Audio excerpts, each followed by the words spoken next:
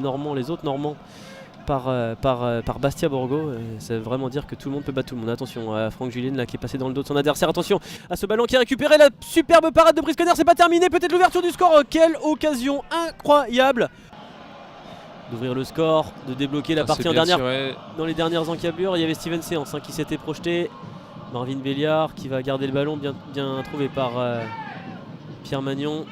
Bien fait de la part de Marvin Béliard. Pierre Magnon qui remet à Marvin Béliard. Super mouvement de la part des Avranchinés. L'ouverture du score pour l'US Avranches qui débloque le match par Samuel et c'était dans Sedia Carijara. Non, c'est Khaled Adenon. Ah, c'est Khaled Adenon. Eh ben, je vais y arriver. C'était difficile. Khaled Adenon.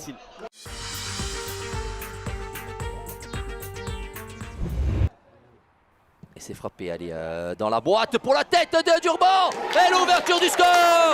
L'ouverture du score pour cette équipe du FC Bastia Borgo. Sur ce coup franc parfaitement botté, un véritable renard des surfaces. Compagnie de Taillan qui a passé la ligne médiane. L'ouverture de Taillan, attention pour Andrew Young à l'entrée de la surface de réparation. Young pour Dadoun et l'égalisation d'Othman Dadoun. Sur cette remise d'Andrew Young, Othman Dadoun qui a profité de cette sortie un petit peu hasardeuse.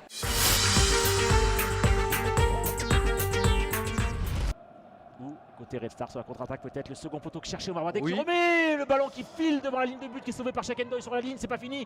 Allez, la retourne acrobatique, la deuxième parade, Chairuo. Zabana, Turan qui va jouer avec Gomel qui va décaler Papei Saba. L'occasion de Papei Saba, très belle action.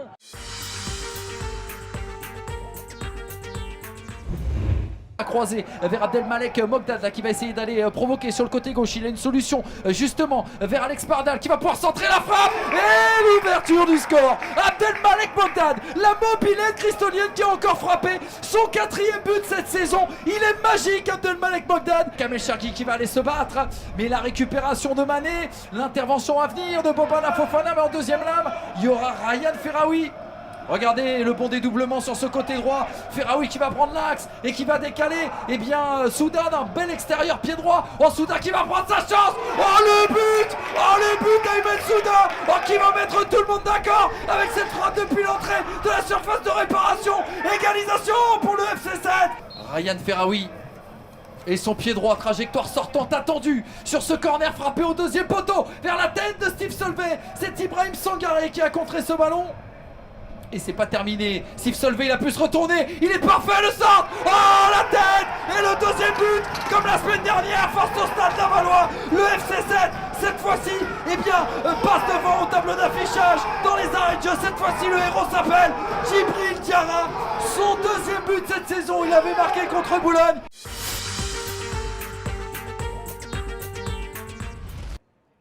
Les Boulonnais qui repartent à l'attaque, 9 minutes de jeu, on repasse derrière avec le capitaine Ryan Frikesh. Ouais, c'est bien joué. C'est super bien joué. C'est magnifique avec parce que Oku qui fait super bien. Ouais. Attention, le ballon à l'entrée de la surface de réparation. C'est pas terminé.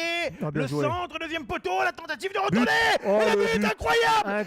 Et de Saïd Inaza, le retourné acrobatique qui passe entre les gants du gardien Axel Kakou. Quel but magnifique de Saïd Inaza. Boulogne a imposé ça. On a l'impression qu'il joue à l'extérieur. Ouais, mais Boulogne a imposé son rythme.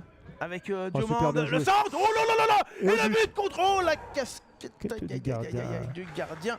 Mais bon, c'est parce que Oku a très bien coupé, l'a gêné et derrière voilà, ça a rebondi sur son genou et ça. Pour Lorne Nomel. Il a bien joué, c'est bien joué, mais individuellement. Après, il avait la passe aussi à faire. Attention, on est reparti devant avec De Coquet qui fait le numéro de Coquet qui a dribblé tout le monde. La passe en rentrée et le 2-1 directement. Et c'est venu de Coquet qui a dribblé tout seul toute la défense. Et Nassim De Coquet qui a traversé quasiment. Attention, il n'y a pas hors-jeu. Nomel, dos au but qui se retourne. Nomel, le ballon pour aller le nez. Nomel, magnifique. Bien joué. Avec le 1-2. Le centre, attention, deuxième poteau, Ndiaye qui avait sauté plus haut que tout le monde. Fadloun qui remet dans le paquet. Il est pas hors jeu. Il est pas hors jeu. Il est pas hors jeu. Eh oui, c'est ce que je disais. C'est De Coquet, je crois, qui était monté. Ouais, C'est ça ou pas? Oui, c'est ça, c'est De Coquet, le défenseur. Il a contrôlé le ballon tranquillement. Non, Oh il n'est là pas là hors jeu là. parce qu'il est derrière.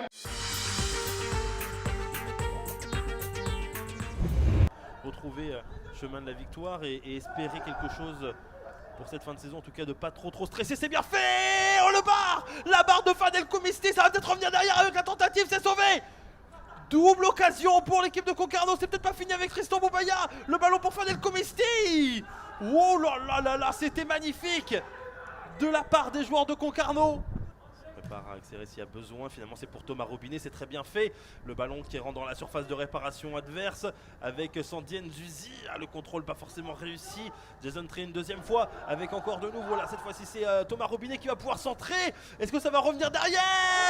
Et oui, avec Tom Duponchel qui ouvre le score. Ça fait 1-0 pour le Stade Lavallois. Ce n'est pas totalement immérité au vu du début de rencontre, au vu de cette rencontre de façon générale.